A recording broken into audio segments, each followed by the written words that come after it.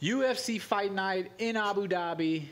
Special time, 2 o'clock. They adjust the time for the Abu Dhabians. Is that how you say it? I don't know. We'll go with it. But not for the English. So I think it's 2 o'clock Central Time. Look, I'll give them the Abu Dhabi card. They gave us the Manchester card. UFC 304 last weekend was set up for like a 6 p.m. to 10 or 11 p.m. It was a normal pay-per-view. Yeah, I'll take that. But yeah, 6-fight main card. This is actually a stacked fight night. This is a very good fight night. Probably every fight on the main card. It's so stacked and so fun. I'm going to give you all a little preview. I'm picking some fights for the Pick My Own Picks in the next section. Spoiler alert. There you go. But let's start out with the main card. The first fight to open the main card at UFC Abu Dhabi. Joel Alvarez, the Spaniard, taking on Elvis Brenner, the Brazilian. Alvarez, 20 wins, 3 losses in his career with a 5-2 UFC record. He's taking on Elvis Brenner, 16 wins, 4 losses, 3-1 in the UFC. One interesting Alvarez, I said his 5 UFC wins, all 5 of them by finish. 2 KOs, 3 subs. So he's a guy, he goes out there, he gets finishes. Okay, well, because you said everything I had wrote down, I have nothing else to say. No, I'm just kidding. So Joel Alvarez, my little interesting facts are that he is stylistically similar to Elvis Brenner. Yeah, both guys prefer the ground. They both prefer the ground, but recently both guys have been securing KO wins. You know, they kind of turning on the heel. Alvarez is older but has longer reach. He's 5-2 with that reach, and as you said, 4-1 in his last 5. But he is 3-0 as the favorite in the UFC. His only loss during that time is to Arman Tsarukyan, who right now is the #1 contender at lightweight. But he can't beat Islam. I'm not going to say that, but he probably can't. Brenner, like you said, 3-1 in the UFC, 4-1 in his last 5. He is 5 inches shorter than Joel Alvarez and has a 4.5-inch reach deficit. A bunch of things for me being stylistically matched up. He's never been finished, Brenner. I have to assume that, you know, all of this plays out to Joel Alvarez's benefit, and I have to say that Joel Alvarez is going to win by decision. So all 20 of his career wins are by finish, Alvarez, that is. Right. 3 KOs, 17 subs. But as we said, 2 of the KOs are in the UFC. So he has 1 loss by decision. So he has seen those scorecards once. It just didn't benefit him. I agree with you in that I'm picking Alvarez. I know Brenner hasn't been. So it's either Alvarez has no decision wins, Brenner has never been finished. Is one of those going to happen? I think Alvarez comes in and gets a finish. And I think he's going to get finished with the hands. I think the ground game is going to be a little stalemate. He's going to slap him real hard. That would be crazy if Joe Alvarez just slapped Elvis Brenner out when you've seen like Elvis Brenner's forehead open up in fights. Yeah. Just gushing blood. He's like, no, I'm good. Let's go. But I got Alvarez winning the fight. I got the Spaniard. So I agree with you on that one. Next fight, 2 ladies, women's strawweight, Mackenzie, Brazilian Dern. Brazilian-American Dern. Lupi Godinez. She's been, I've got to say, I've been all up on the Lupi train lately. I like Lupi. She's come out, for me personally, she's come out of nowhere. I hadn't been paying attention to her. I didn't even know she was in existence, as I guarantee she doesn't know I exist. Lupi Godinez has been killing it. You know, while Mackenzie Dern is off of back-to-back losses, going 2-3 in her last 5, Godinez is coming off her first loss since 2022. Yeah, she lost, but it was against Berna Yandarova, which is not a bad loss. Also new additions to the female favorite list for me. And before that, 4 straight wins. So she's been on a tear. Yeah. So let me tell you a little bit of interesting from the Brazilian-American Mackenzie Dern. In her last 5 fights, in the strawweight division, of course, she's shot 38 takedowns and has only managed to secure 6. It doesn't seem good. No, it's like a 15.7% clip. So you're not getting the takedowns you're going after. Now, she's fighting different people all those last 5. Now, Lupi Godinez, mind you, she has a boxing background. But she has no KO wins. No KO wins, but she has also landed 6 takedowns in her last 5 fights. So with Mackenzie Dern just backing off all this wrestling, Lupe Godinez consistently having enough striking output to win decisions. No KOs Correct. like you said, but she can at least defend on the ground, take people down. She can strike with the best of them, and she's not being finished because Lupe Godinez has only lost 4 times by decision. I have to say that Lupe Godinez is probably going to win this fight. You know, Alex, I actually agree with you on this one. I think We got him, boys. Mackenzie Dern, her obvious path to victory is ground game submission. Yeah. As you said, Godinez is a boxer by trait, but she has a strong enough ground game where she has 3 subs. She's never been subbed. She has good enough defense where I think she neutralizes Mackenzie Dern. And as you said, her boxing is good enough to get a decision win. I think she comes in, pieces Mackenzie Dern up on the feet, doesn't let it get to the ground, doesn't get choked out. And honestly, I think if it does go to the ground, she might not necessarily have the benefit, but it might be a stalemate. Might be a stalemate where she can get back up. Right. I think it won't be the largest contest to where we could see Lupe Godinez winning this fight. It's a 2-inch reach advantage for Dern, 1-inch age advantage, 2-inch height advantage. I wouldn't say age advantage, but the 1-year age difference doesn't mean anything. Yeah. Like, it's not a significant factor. I think this is Lupe Godinez's fight to come in and win to get off of her last fight. Continue the streak after the bad loss. Right. Not bad Exactly. loss, but the loss. But yeah, I agree with you. I got Lupe winning. Let's go. Switched him on that one, I can tell. All right, the next fight. Next fight, these two guys And almost combined for, what is How it? many? Like 5? Do combine for 10 straight losses. Yeah, that is right. 7 straight for Tony Okakui Ferguson after a 12-fight winning streak, that is. Crazy, Michael right? Chiesa, Maverick, 3 straight losses, including a first-round submission loss in his last fight against Kevin Holland.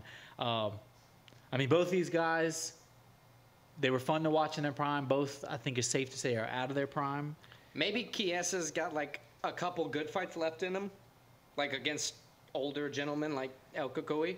The bookmakers seem to think that way because although he's on a 3-fight losing streak, he is the biggest favorite on the main card. Okay, but who in their right mind Minus is 725? who in their right mind is going to bet on Tony Ferguson, who, like you said, has in his career won 12 straight, but since winning 12 straight, he's lost 7 in a row. It's ever since that Justin Gaethje fight in the interim thing where he just stayed alive and Yeah. Justin Gaethje was he was a punching bag for Justin Gaethje for 5 rounds. He didn't take years off this man's life. He took everything out of this Yeah. man.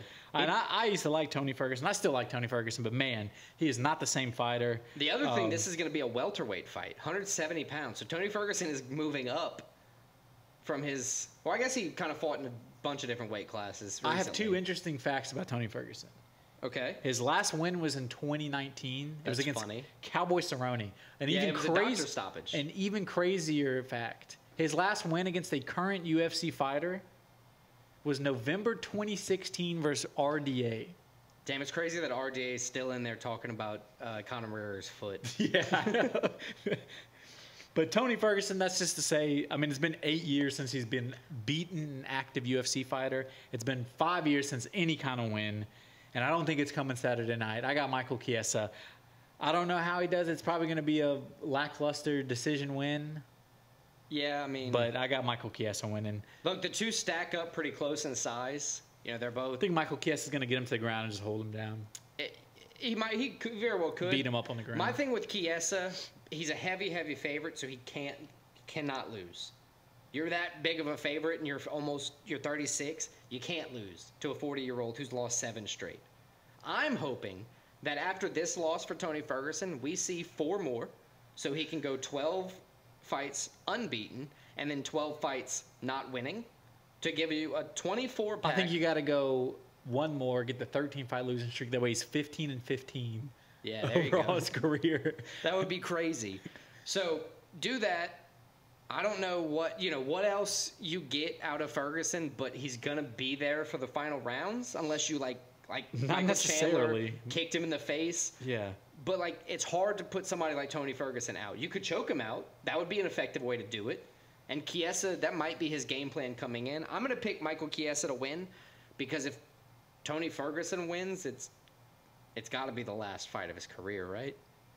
I don't think it works like that. He's not discouraged from these 7 straight losses. He's not going to quit after he wins. Maybe that's all he's He looking didn't seem for like is that kind of guy. One final just I think he's sail looking off. to die in the ring or in the Well, I octagon. thought, speaking of dying in the ring, I thought we were going to see King Green die when he was convulsing after being choked out and arm broken in the same submission. But yeah, Kieso, we both agree on that one. Let's move on to the next one. This is probably the hardest one to pick, in my opinion. I still don't know. I We wrote got- something down. I just don't know. We got Marlon Cheeto Vera coming off of the title shot loss against Sean O'Malley.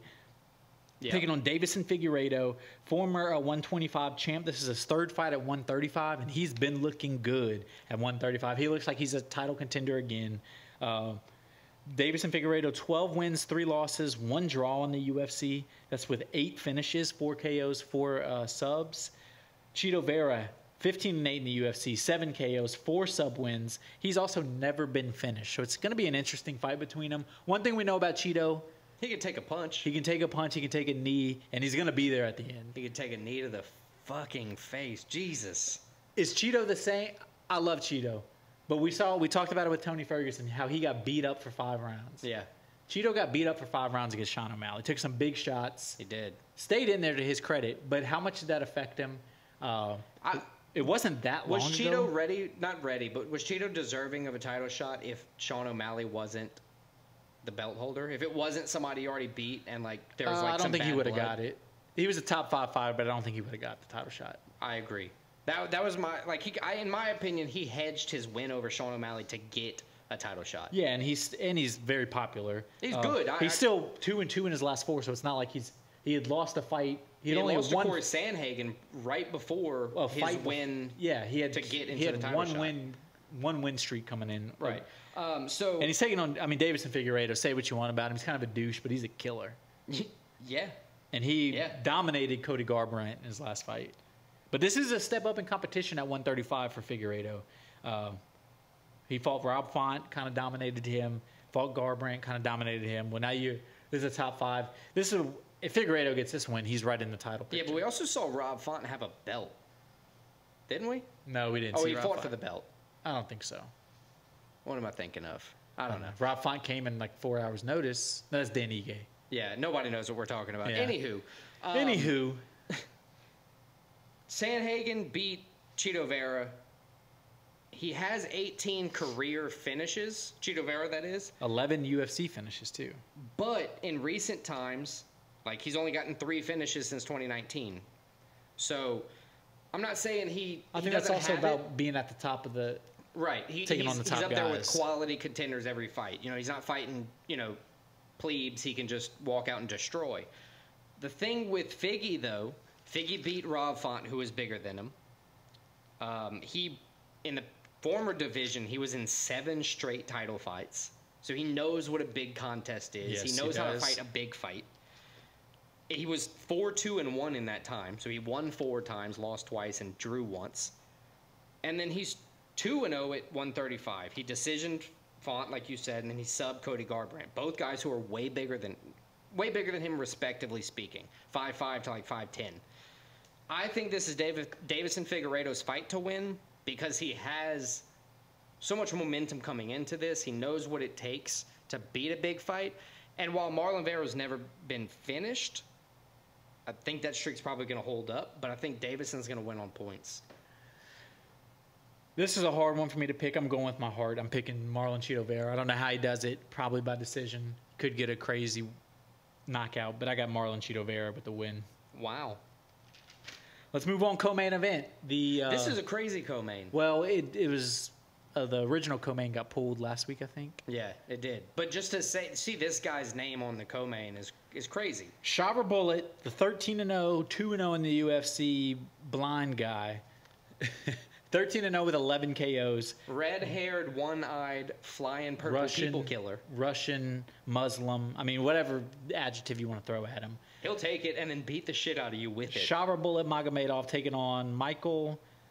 I'm going to let you take his last name. Alexajuk.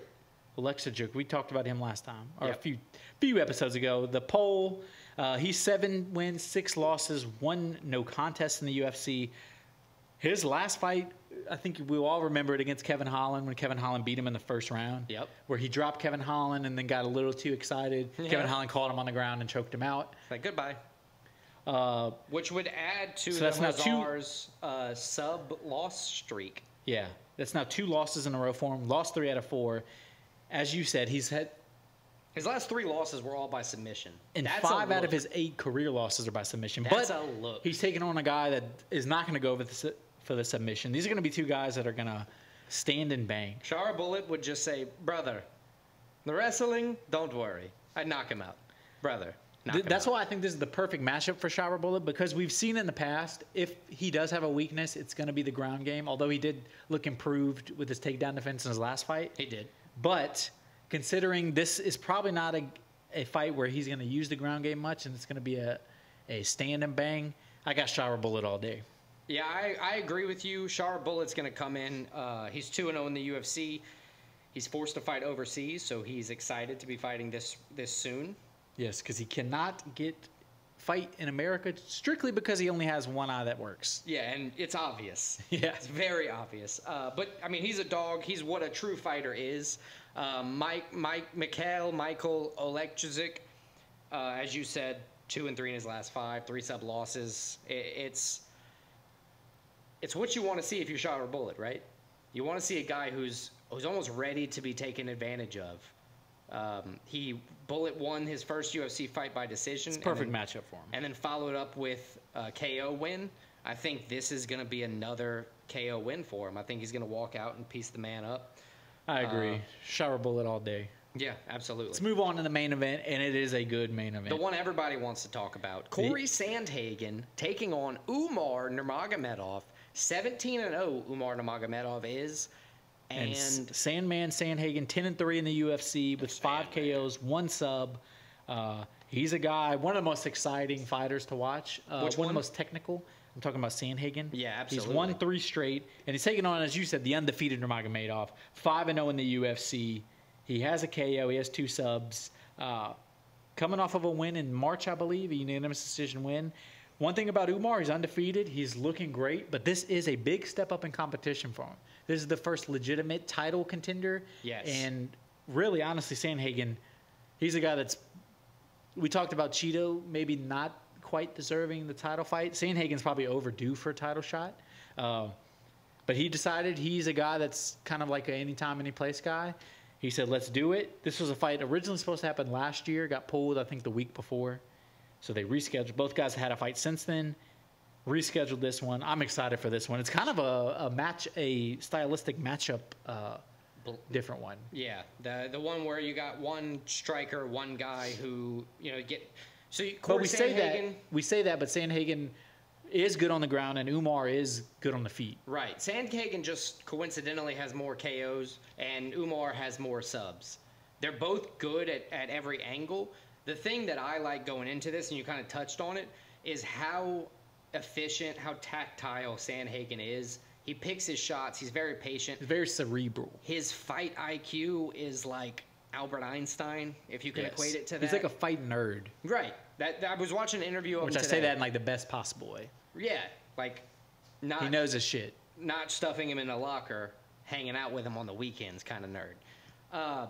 This was exactly the kind of fight you want to see stylistically. While they, their ideals are different places. KO sub. They're going to meet in the middle, and as Sandhagen said, this fight can go anywhere. They're comfortable on the ground. They're comfortable on the feet. And I think it's a winner gets a title shot. I would agree. Winner probably deserves a title shot. 17-4 Sandhagen. He's got big odds stacked against him. Umar's -310. I still go with Cory Sandhagen. I think even after coming off the tricep injury, I think he's going to have what it takes, to rebound well. He's smart. Fight IQ's up there, and I think Cory Sandhagen's going to win UFC Abu Dhabi for the people. I agree with you. I got Sandhagen too. I just think Umar, although he's in a good camp, he's with Khabib's camp. He faces good guys every day. It's different when you're in an actual fight. It's a smelly camp, that's for sure. I think Sandhagen has been against the best guys in the division. He's won against a lot of them. Oh, yeah, you did say that. This is Umar's, first really big test. Yes. He hasn't really fought anybody but, Brian Kelleher. And I think Sandhagen takes advantage of that experience, and I got Sandhagen with the win. Sweet. Well, yeah, that'll wrap up all of the UFC Abu Dhabi picks.